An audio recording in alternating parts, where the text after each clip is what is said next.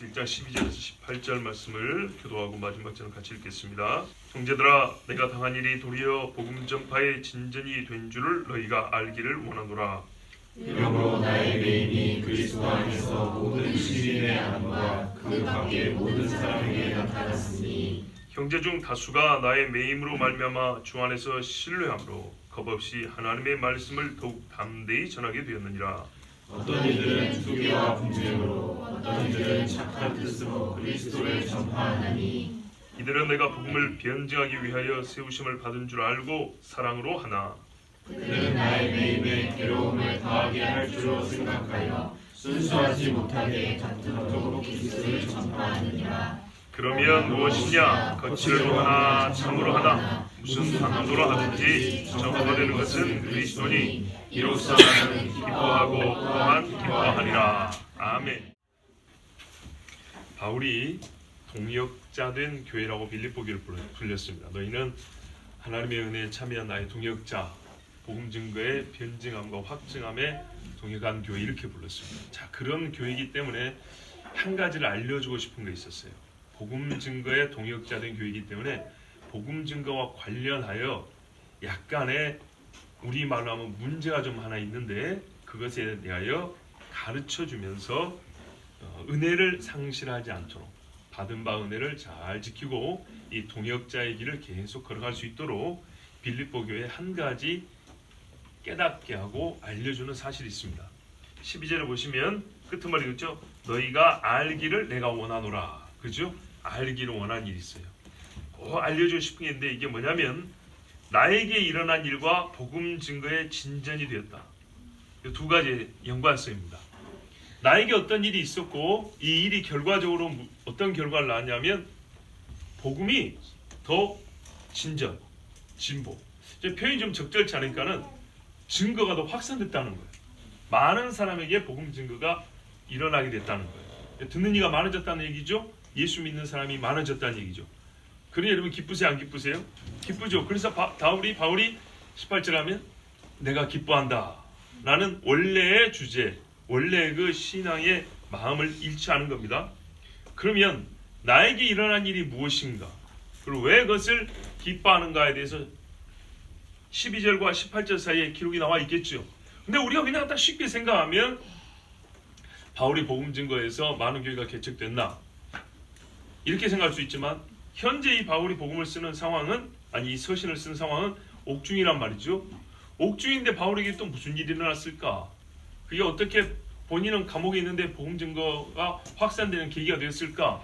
뭐 그런 이야기도 같이 들어있겠죠. 그런데 이게 마냥 좋은 것만이 아니라 뭔가 좀 부정적인 일이 있기 때문에 굳이 설명을 해주고 알려줘야 될 필요가 있는 것이겠죠. 그렇습니다. 자, 우리가 사실은 뭐 다 아는 이야기지만은 복음 증거가 그 자체로 기쁜 소식이지만 사실 복음이 증거되면서 동시에 이 기쁨이 감쇄할 만한 어떤 일이 함께 있었던 거예요. 예, 그 일에 대하여 빌립보 교회가 기쁨을 상실하지 않을까 해요. 좀 더 내용을 말하면 의외의 분리, 분열, 예상치 못한 갈등이 있었던 것이죠. 네, 바울이 감옥에 갇히고 또 복음이 증거되는 이 와중에 교회 안에 단합과 일치가 있는 게 아니라 분열이 있었던 겁니다. 그래서 바울이 이 문제에 대해서 그 하나님의 그 안에 있는 섭리를 가르쳐주고 싶었던 것이고, 그리고 최종 승리는 하나님이 하시기 때문에 나는 기뻐하노라 이렇게 말했던 겁니다.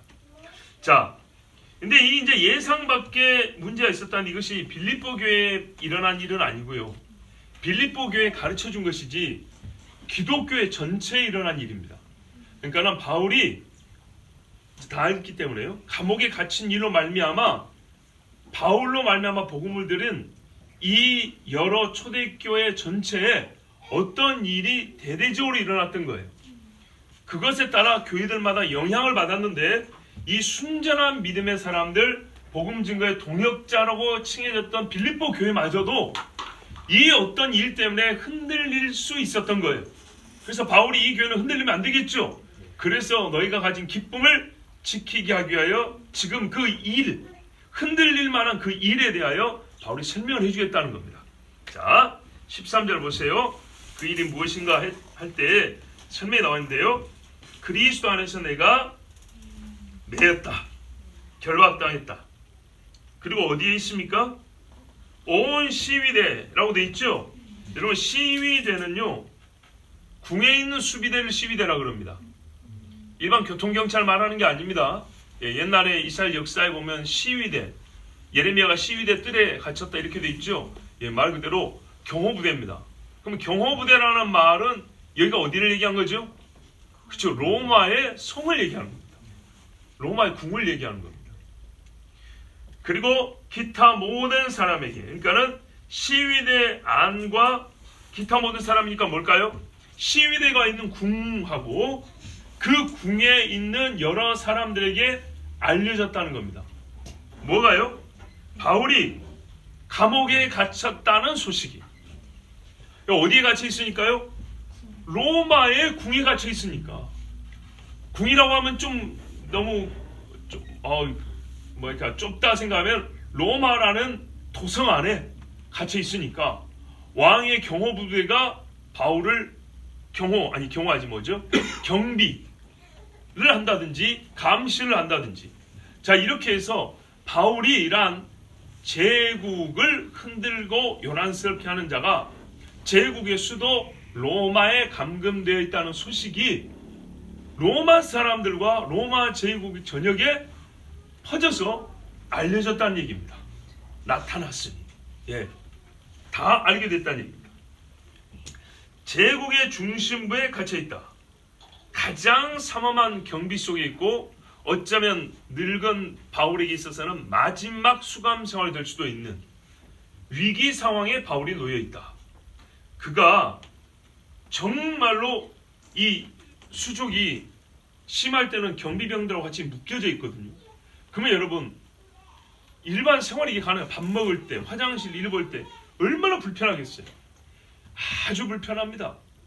춥고 병들고 습하고, 또 말이죠, 바울은 표현하자면 언어가 하나님의 사람으로서 부드럽고 진리를 말하는 그런 입을 갖고 있는데, 옆에 경비병들은요, 군인들은요, 어떤 입의 말을 감고 있겠어요? 이런 사람들하고 하루 종일 직접 말다툼을 하지만은 영의 세계도 다르고 언어의 세계가 다른 사람들하고 몇 년을 같은 공간에 있다고 생각해 보세요. 얼마나 고통스러운 일이겠습니까? 그랬을 때 과연 바울이 견딜 수 있겠느냐? 복음은 배신하지 않는다 치더라도 그의 육체가 감당할 수 있겠냐? 결국 예수 죽지 않겠느냐? 즉 사람들의 짐작으로는 바울은 끝났다입니다. 바울이 로마의 중심에 갇혀 있다라는 그 소문이 의미상으로 무슨 말하면 이제 바울에게 올 것이 왔구나.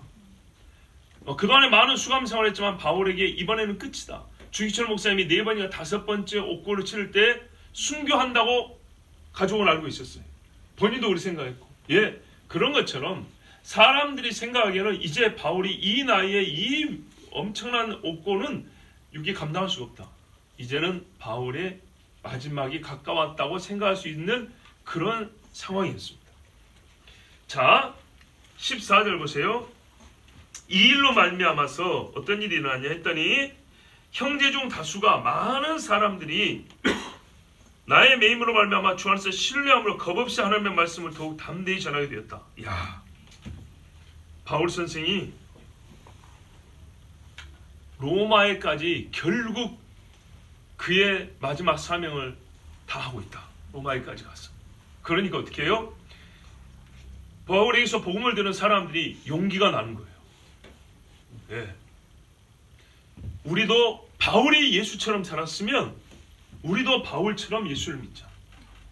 그렇죠? 바울이 예수처럼 하나님의 나라 이야기를 증거했으면 우리도 바울처럼 그리스도의 복음을 외치자. 그리고 많은 사람들이, 그러니까 다수니까요, 적어도 반 이상의 정말 엄청난 사람들이 일어난 거예요. 그 소식이 바울에게 들려왔어요. 기쁠까요? 안 기쁠까요? 기쁘겠죠. 이렇게 된 거, 만약에 바울이 죽으면 사실 우리에게도 핍박의 칼날이 곧 임할 것이다. 시간이 별로 없다. 그렇다면 우리가 지금 이참에 바울 선생이 감옥에 갇혀있는 이때 우리가 의기투합해서 정말 불꽃처럼 우리 신앙을 사르자. 우리도 언제 갇혀 죽을지 모른다. 앞서간 장군 있을 때 뒤따르는 병사들이여 힘을 모아 우리도 싸우자 하면서 복음 증거에 열심을 냈다는 겁니다. 자, 이런 일은 바람직하죠. 그런 일이 바울에게 들렸어요. 최후의 결전을 앞둔 바울처럼 옥 밖에 있지만 옥 밖에 있는 성도들도 최후의 결전하는 신앙인들처럼 그렇게 진짜 우리식으로 말하면 마지막 신앙을 불태웠어요. 자, 이렇게 복음을 전하니까 바울이 굉장히 기뻤는데 전혀 생각 밖의 일이 일어났어요. 15절, 16절, 17절을 연거푸 한번 여러분 눈으로 한번 봐보세요. 어떤 일이 있었냐니까 복음을 용맹하게 전하는 모습은 비슷한데 거침없이 전하는 것은 비슷한데 속으로 들어가 보니까 두 그룹으로 나뉘더라는 거예요. 한 그룹은 시기와 다툼으로 복음을 전하더라. 또 한 그룹은 선한 마음으로 복음을 전하더라는 거예요. 시기와 다툼이 뭐냐 했더니 누구에 대한 시기요 누구에 대한 갈등과 다툼이 했더니 바울에 대한 것이었어요. 바울에 대하여. 예. 바울에 대하여 좋지 않은 마음으로 복음을 전하더라는 거예요. 두 번째 그룹은 선한 마음이라고 그랬죠. 이 선함은 1차적으로 하나님의 복음을 정말 하나님의 복음이니까 전한다는 마음이 선하지만 지금 바울과 관계에서 우리도 바울처럼 그렇게 바울이 순수하고 선하게 하나님의 복음 전했잖아요. 지금 바울과 같은 그런 복음 증거자가 있었던 거예요. 이렇게 두 그룹으로 나눈 거예요.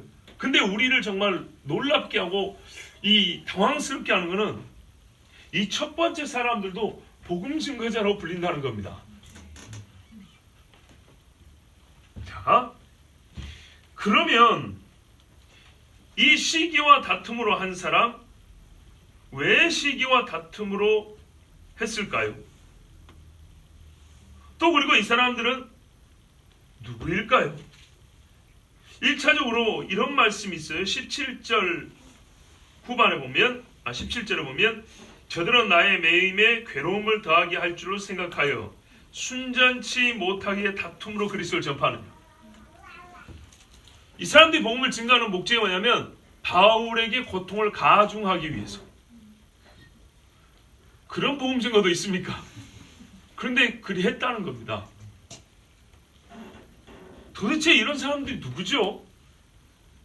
자, 이 사람들이 누군가를 알기 전에 우리가 한 가지 중요한 거, 이렇게 이제 그 사람의 정체를 알고 싶은 궁금증으로 파고들다 보면 중요한 말씀을 놓칠 수 있기 때문에 복음이 좀 길긴 해도 중요한 말씀 우리가 하나 먼저 짚고 하겠습니다. 복음의 변호라는 말입니다. 17절에 보면 15절에는 그리스도를 선포라고 되어 있고 17절에는 복음의 변호. 우리 번역은 계속 전파라고 되어 있죠? 그렇죠. 예. 그런데요. 다른 번역은 어떻게 되어 있냐면 옛날 사람들의 번역에는 전파하고 뒤에는 변호라고 되어 있어요. 그러니까는 알지 못한 사람들에게 복음을 가르쳐 주어서 예수는 그리스도다. 하나님의 아들이요. 우리의 죄를 대속하기 오신 하나님의 어린 양이다. 이렇게 말하는 말 그대로 무지한 자들에게 복음을 처음 듣게 하는, 전파하는 것하고 뭔가를 아는 자 또는 듣고 복음을 대적하고 공격하는 자들에게 답변하는 일 있죠. 요게 변호입니다. 그런데 바울이 사역하는 걸 보면 처음에는 복음을 아예 모르는 자들에게 증거했지만 재판이 있고 또 있고 로마까지 오는 여정 속에 보면 변호가 이제 뒤에 분량이 많아집니다. 그렇죠. 지금은 말하자면 바울은 변호 중입니다. 특별히 재판 과정에서는 바울이 자기가 믿는 복음에 대하여 무죄함을 그리고 이것이 옳은 이름을 변호해야 됩니다. 이것은 자기가 풀려나기 위함이 아니라 복음 그 자체가 죄가 아니기 때문에 복음 그 자체가 당신들이 공개하는 것처럼 무지와 속이고 기만하고 거짓말이 아니기 때문에 사실에 근거한 진리이기 때문에 그대로를 말함으로써 복음의 옳음과 나의 무죄함을 입증하는 겁니다. 요 일을 바울이 지금 하고 있단 말이죠. 예. 그래서 어떤 믿음의 사람들은 바울의 사역이 아무것도 모르는 사람들이 가서 예수는 그리스도를 전하는 거. 두 번째, 예수는 그리스도라는 말을 듣고 안 믿으면 그만인데 그것이 아니라고 공격하는 사람들에 대하여 복음을 변호하는 것. 우리가 가진 소망에 관해 묻는 자들에게 대답할 말을 항상 준비하고 한 것처럼 그렇게 대답할 말을 준비하고 답변해서 이 영적 싸움을 싸우는 것. 이것도 바울이 하는 일인 줄 알고 이 일에 우리가 동참하자 하고 복음을 증거하고 바울의 이야기가 지금 회자됐을 거 아닙니까? 그런 말이죠. 바울 선생님 말이 맞다. 그가 가르친 게 성경대로다. 그의 말이 예언대로 성취된 것이다. 이거는 역사다, 사실이다라고 똑같이, 그러니까 재판정 밖에서 바울처럼 마치 자기들이 피고인이 되어서 변호를 하는 것처럼 열심히 바울과 같이 복음을 변호하는 사람도 있었다는 얘기입니다. 근데 그러다 보니까 바울이 잡히다 보니까 그리스도인들에게 묻는 자들도 있고 따지는 사람도 있었지 않겠습니까? 그래서 아무것도 모르는 사람들에게도 복음을 전하지만 이렇게 따지는 사람, 야 바울이라는 사람이 잡혔다는데 그가 이렇게 말하는데 너희 같은 교회쟁이 예수쟁이들 뭐라고 말할까? 이럴 때 이 기회를 타서 복음을 변명하고 변호해야 되는데 변호를 하긴 해요. 그리스도 예수님이 하긴 하는데 속으로는 이 교회에 바울이 벌을 좀 더 받았으면 좋겠다. 아니면 죽어버렸으면 좋겠다. 이런 사람들이 있어서 복음을 변호했다는 겁니다. 자, 선한 마음으로 바울처럼 복음을 증거하고 변호한 사람은 충분히 이해가 되죠. 그런데 어찌 바울이 죽어버렸으면 좋겠다 하는 사람이 교회 중에 있을 수가 있으며 또 그 사람이 바울이 매를 더 맞고 감옥에서 영영 나오지 못했으면 좋겠다 한다면 다른 수단과 방법을 통하고 오히려 모함을 할 것이지 왜 바울과 똑같은 복음을 말했을까요? 궁금하죠? 예. 이래서 우리가 한번 이 사람들이 누군가에 대해 생각을 해봐야 되겠습니다. 자, 여러분 성경 보면 귀신의 가르침, 귀신의 종교에 빠진 사람들의 공격이 있습니다. 그리스도인들 향하여, 그렇죠? 헬라의 철학자들의 공격도 있었고 사람의 교훈과 전통을 따르는 바리새인의 공격도 있었고 이런 사람들이 들어 있었죠. 그런데요, 이런 공격이 밖에서만 있는 것은 아닙니다. 우리가 여러 서신서들을 보면 복음의 초창기부터 교회 안에 많은 갈등이 있다는 걸 알 수 있습니다. 그 갈등은 비단 윤리적인 문제, 그러니까요 세상에서 비윤리적으로 살다가 예수를 믿었는데 아직 그 버릇을 버리지 못해서 야기되는 비윤리적인 문제만 있는 게 아니라 교리에 대한 싸움이 치열했다는 걸 알 수가 있습니다. 초기 교회부터 초창기 신자들 사이에서 말뜻을 알아먹은 후에 이게 그런 말씀이구나 알아먹은 후에 그렇다 저렇다 이렇다 아니다 막 그러면서 교리 논쟁이 초대교회 안에서도 굉장히 치열했다는 것을 서신서들을 보면 알 수 있습니다. 특별히 갈라디아나 고린도에 보면 바울이 아주 격한 표현으로 다른 복음을 전하면 저주를 받을지어다 하고 고린도 교회도 우리가 전해준 이 하나님의 은혜에서 떠나게 하는 자는 저주를 받을지어다 하면서 굉장히 강한 어조로 말한 것을 들을 수가 있습니다. 자, 무슨 말입니까? 공격은 안에서도 있었다. 그럼 안에서 있는 사람들은 어떻게 있게 된 거냐 하면 이런 경우죠. 처음에 예수 믿고 복음을 듣고 참 재밌기도 하고 매력적이기도 하고 또 믿을만 하고 해서 들어왔는데 믿음이 온전히 형성되기 전에 그들이 교회 안에서 어떤 말할 수 있는 위치에 서버리는 경우가 있죠. 또는 그러니까 세상의 것을 아직 그대로 갖고 있는 겁니다. 또는 어떤 경우가 있냐면 예수를 믿고 회심을 했는데 변절되는 경우가 있습니다. 변절하는 거죠. 변절하여서 세상의 것을 왜요? 아직 헬라서기는 죽지 않았거든요. 아직 로마의 칼은 무뎌지지 않았습니다. 그래서 다수의 편에서 그 시대의 주류의 편에서 세상의 관점에서 교회를 재편하고자 하는 그런 마음으로 설득되어 버리거나 변절되어 버리는 사람들이 있습니다. 그 사람들이 그 변절된 마음으로 이제 나는 나가겠다는 게 아니고 교회 안에 그대로 있습니다. 또 어떤 경우가 있냐면 처음부터 교회를 무너뜨리고 교란시킬 목적으로 완전 불신자고 반신자, 반대하는 사람인데도 불구하고 교인으로 등록해 들어오는 자들이 있습니다. 자, 이런 사람들이 여러분 교회 안에서 서로 한 팀을 이룬다면 그 수가 적을까요? 굉장히 큰 수입니다. 더 다른 부류도 있겠지만 제가 세 가지 얘기했습니다. 믿겠다고 했지만 믿음이 있기 전에 멈춰버리고 세상의 가치관과 생각이 여전히 그의 속을 강력하게 지배하고 활동하는 사람, 변절한 사람, 처음부터 밖에서 그리스도인들과 싸우다가 전략적으로 싸움의 장소를 교회 안으로 옮긴 사람. 이해되시죠? 이런 세 부류가 2000년 전의 교회도 많은 수를 차지했어요. 자, 이런 사람들에게 있어서는 바울은 선생이 아닙니다. 그렇죠? 바울은 예수 다음으로 공격해서 무너뜨려야 될 사람입니다. 자, 요 사람들이 어떻게 했냐? 바울이 잡혀서 지금 아까 그랬죠? 사람의 눈으로 보기에는 바울이 이제는 끝이다 할 때가 가까웠다 했죠. 그렇죠.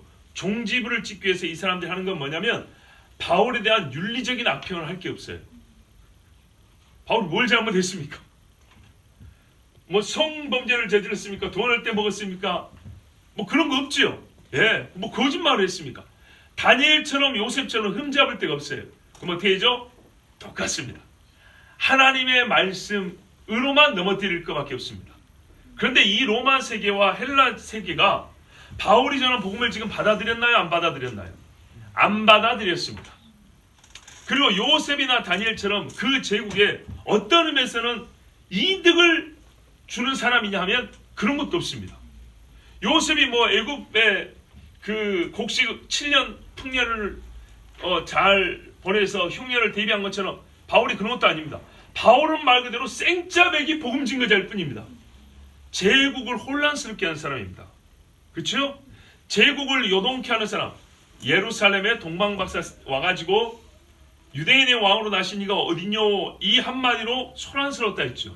바울은요, 로마 제국 전체에다가 이렇게 돌아다니면서 휘젓고 다니면서 로마의 황제가 왕이 아니요, 하나님의 아들 그리스도 예수가 왕이라고 외치고 다니니, 그것도 몇십 년 동안 하고 다니니 얼마나 시끄럽게 하는 사람인가요? 그렇죠? 그러면 이 사람을 죽이는 방법이 뭐가 있을까요? 헤롯이 갓난 아이 2살 밑으로 다 죽였죠. 그렇죠? 왜요? 유대인의 왕으로 오신 이가 어딨뇨 한 다음에 아이고 왔는데 생후 2개월 만에 죽어버렸다는 이런 소리가 안 나왔거든요. 그럼 무슨 말이에요? 아직 살아있음이 확실하죠. 그러니까 넉넉 잡고 몇 달 더 보태가지고 2살 밑으로 죽여버렸어요. 자, 그런 것처럼 바울이 복음을 전하는데 애가 감옥에 갇히니까 교회가 싹 죽어버리거나 바울이 풀이 죽어가지고 나 지금부터 예수 증거하지 않겠습니다. 로마 황제가 신입니다. 이렇게 하면은 오죽이나 홍보 효과가 좋겠습니까? 그런데 바울이 안 그런 거예요. 로마 감옥에서도 복음을 전하는 거예요. 자, 안 그래도 믿고 얘를 죽일까 살까 하고 있는데 바울이 여기서 풀이 죽어서 자기의 믿음을 철회해버리면 풀어주고 많은 기독교인들을 회유하여 너희 선생 바울도 돌아왔으니 너희도 다시 황제로 돌아오고 귀신에게로 돌아와라. 옛날 일제시대 말이죠. 그렇게 하기 좋은데 바울이 어때요? 꼿꼿하고 뻣뻣하게 고개를 숙이지 않는단 말이죠. 그렇죠. 자, 이럴 때 바울을 해하고자 하는 가짜 그리스도인들은 어떤 작전을 펴냐? 바울이 끼치는 해를 증가시키는 겁니다. 뭔 말인지 아시겠죠? 바울이 복음을 증거해서 많은 로마 사람들과 헬라 세계 사람들을 시끄럽게 하고 고통스럽게 했죠. 그렇죠. 그래서 더 복음을 전하는 게 목적이 아니라 바울을 더 해로운 자로 여기게 만들게끔 우리는 바울의 제자요 하면서 곳곳에 복음을 전하는 겁니다. 바울이 시켰소 하면서 가는 데마다 외치는 겁니다. 너희 어디서 배웠냐? 누구를 따르는 거냐? 아, 우리는 바울 선생을 본받은 거라고. 그만한 선생이 없다고. 그가 지금 로마 감옥에 갇혀 있는데 그가 살아있는 한 우리는 그와 같이 살지 않을 수가 없노라 하면서 막 외쳐대는 겁니다. 그러면 어떤 효과가 올까요? 정말 하나님의 은혜로 그 소식을 듣고 무릎 꿇고 주님 앞에 나오는 사람이 있겠죠. 그러나 악인들에게는 어떻게 될까요? 악인들은 선한 말을 들을수록 귀를 막고 돌로 스테반을 친 것처럼 더 없애버리려고 하겠죠. 바울 원흉, 이 시끄럽게 만들고 제국을 혼란스럽게 만드는 원흉, 이놈을 빨리 없애버려야 되겠다. 이런 마음이 들게 하는 겁니다. 야, 여러분 인간적으로 생각해 볼 때 이런 사람들을 가만두고 싶습니까? 풀려나기만 해봐라 그러겠죠. 근데 바울이 뭐라 그래요? 기쁘다 그랬죠. 자, 이 사람들의 복음 증거는 진짜가 아니었다는 게 어떻게 나타나면 17절에 나타나죠. 뭐라 그럽니까? 순수하지 못하게 전했다고 18절은 거칠애로 하나. 속은 아니었다는 얘기입니다. 그럼 그 겉이 뭡니까? 겉이 뭐냐면 바울이 말하잖아요. 나의 괴로움을 더할 줄 알고. 이게 겉이었어요. 그러니까는 처음부터 바울과 상관없이 우리는 그리스도의 복음을 전한다면 순수하고 속으로 하는 것인데, 거기에 이제 믿음의 사람들은 플러스가 되겠죠. 바울을 용기 있게 하고 그를 격려하기 위해서, 이런 거는 뭐 괜찮지 않습니까? 좀 플러스 알파가 돼도. 그런데 이 악한 사람들은 그리스도의 복음을 바울과 상관없이 전하겠다는 이 마음이 아예 없고, 우리는 바울과 상관이 있어서만 전하는데, 그 상관이라는 것도 어떻게 합니까? 바울처럼 우리도 목숨을 걸고 복음을 전하자가 아니라 바울의 목숨을 끊기 위하여 우리가 잠시 연기를 하자, 이랬던 겁니다. 세상에 이런 악질들이 2000년 전에 있었어요. 그러면 여러분, 바울이 내가 돌아가면 그들을 가만두지 아니하리라 그래야 되잖아요. 야, 그런데 말이죠, 이게 놀랍습니다. 성경에 보면, 바울 서시에 보면 아까도 갈라디아와 고린도 얘기했지만, 교리를 직접적으로 왜곡하고 하나님의 진리의 말씀을 거스르고 어그러뜨리는 자들은 바울이 저주를 해버립니다. 그런데 비록 자기를 미워하고 죽이려고 하는 심보로 하는 이야기지만, 역설적으로 이 사람들의 입에서 나온 말이 진리라면 바울은 미워하지 않고 기뻐해버립니다. 대단한 사람이죠. 여기서 우리는 참 그리스도인상을 봅니다. 예, 아무리 옳은 말을 해도 나에게 뭔가가 좀 걸릴 게 있으면 우리는 미워하고 싫어하는데, 바울은 꼭 반대를 했습니다. 나하고 상관이 없어도 혹 나를 잘 대해주는 사람이라 할지라도 복음을 거스르는 사람은 엄청나게 꾸짖고 저주를 했습니다. 그러나 나를 죽기까지 미워하고 시기하고 다툼을 일으키는 자를 할지라도 그것이 이유가 되어서 복음이 온전하게 전해진다. 그러면 내가 차라리 죽고 말겠다. 복음 증거되는 것이 기쁘고, 나는 그렇게 해서 복음 전하면 그래 내가 바람 대로 죽어도 좋다. 이게 바울이었어요. 훌륭한 사람이죠. 예, 참 좋은 사람입니다. 사도 요한도 우리의 자식이란 것처럼 성정이 대단했는데, 디오드레베 내가 가면 가만 안 두겠다고 이렇게까지 말했지만, 바울은 그렇게 말하지 않았어요. 왜 사도 요한이 그러냐면, 복음 증거자를 영접하지 않는 자가 있다고, 그리고 교인들로 하여금 그를 영접하는 걸 못하겠다고. 자, 이것은 사람에 대한 대우이기도 하고 복음을 못 듣게 하는 것이기도 하기 때문에 요한이 화를 낼 만합니다. 그런데 나에게 아무리 위해가 있고 나를 아무리 미워한다 할지라도 그들의 말에서 만약에 나와의 관계를 모르는 제3자가 듣는다면 순수하게 복음으로 들린다 이 말이죠. 그랬을 경우에는 그 듣는 사람이 그 악한 사람들의 입에서 나오는 말이라 할지라도 혹 듣고 예수를 믿을 수 있기 때문에, 나는 그리스도만 전파된다면 기뻐하고 기뻐하리라. 이것이 바울의 고백입니다. 자, 여러분, 성경은요,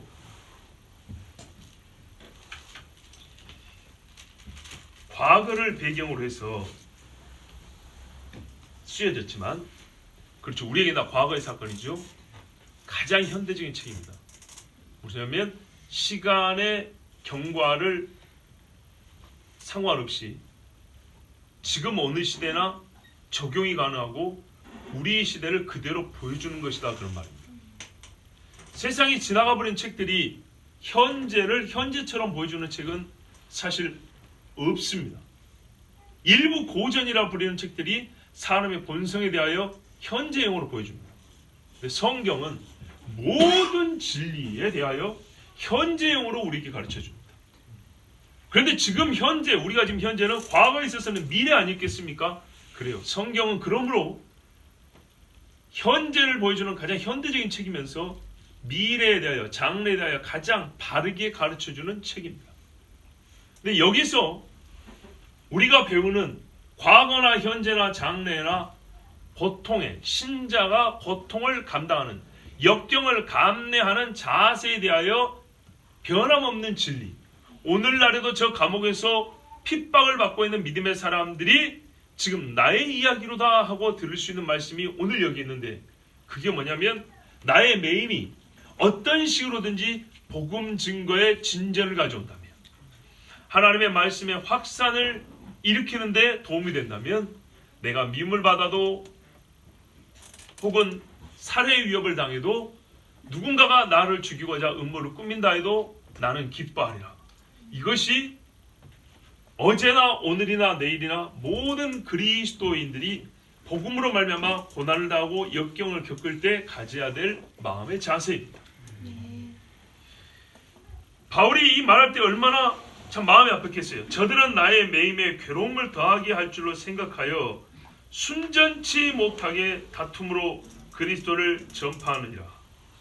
야, 주여.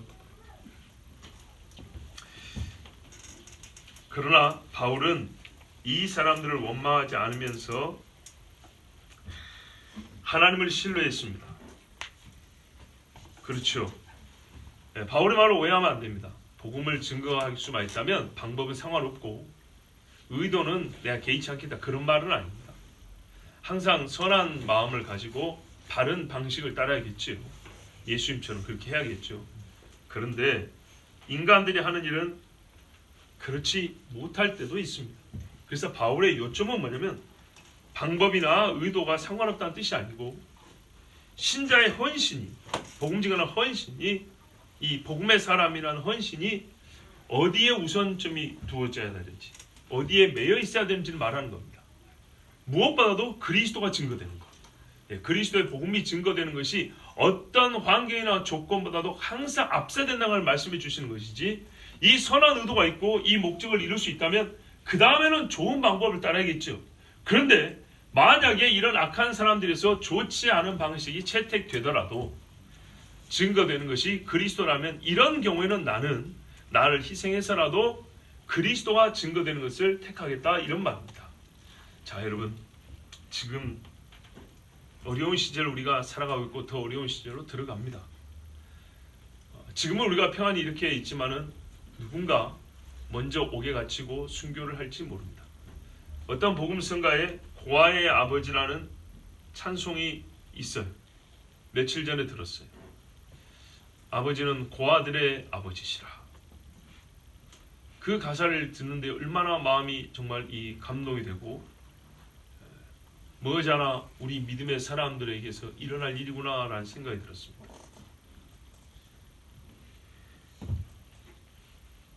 이때 우리가 생각될 것은 한 가지입니다. 우리에게 어떤 일이 일어나더라도 하나님께서는 자기의 이름이 감추어지게 하기 위하여 일하시지 아니하고 항상 예수 그리스도의 이름이 만방의 기치를 높이 세우고 세상의 빛으로 보여지고 큰 나팔소리로 들리게 하시려고 하시는 일이다. 이 믿음이 바울에게 있기 때문에, 이게 기본으로 있기 때문에 바울은 자기를 죽이려고 거칠애로 복음을 전하는 사람들을 보고도 원망하지 않냐고 기뻐했던 것입니다. 즉 사람에 대한 실망이 앞서 하나님에 대한 신뢰가 더 컸기 때문입니다. 이것을 한마디로 이렇게 요약할 수 있겠습니다. 많은 사람들은 인간이 당하는 고통의 원인이 누구인가 하면서 하나님을 지목하지만 그렇지 않습니다. 참 신자는 이렇게 생각합니다. 하나님께 고통의 원인이 있는 것이 아니라 하나님은 고통의 이유를 가지고 계신다. 우리가 고통을 겪어야 될 이유를 갖고 계신 분이지 고통을 야기하는 분이 아니에요. 바울은 그걸 알았어요. 내가 이 감옥에 갇힌 것은 하나님이 감옥에 갇히게끔 유도하고 끌어 원인을 제공한 게 아니라 내가 이 감옥에 갇힘으로 나를 미워하는 자들이 나를 죽이고자 하는 일까지 있음으로 해서 복음을 전파하고 확산시키는, 로마 제국이 복음 안에 들어가게 하고자 하는 하나님의 명백한 이유가 있는 섭리의 사건이다. 바울은 그렇게 믿고 빌립보 교회 성도들에게 가르쳐 주었습니다. 너에게 이만한 깨달음과 지혜가 있기를 원한다. 그래서 함께 기뻐하자. 이 일은 슬퍼할 일이 아니요 분노할 일이 아니요 너희가 귀로 듣다시피 복음 증거가 더 진전되고 많은 사람들이 예수를 믿었다 하니 지금은 하나님이 갖고 계신 이유를 알므로 기뻐해야 한다라고 가르치고 있습니다. 여러분, 어려운 때이지만 말이죠, 우리 항상 낙심만 하지 말 것을 성경은 말씀합니다. 낙심하지 말아야 됩니다. 어려움 중에 하나님의 구원이 있고요, 우리가 고통을 당하고 어려움을 당하는 데는 하나님의 이유가 다 있습니다. 모르면 그것을 하나님께 여쭈어 들어보십시오. 정말 참을 수 없는 눈물이 쏟아질 것이고 할렐루야가 저절로 나올 것입니다. 같이 기도하겠습니다. 하나님,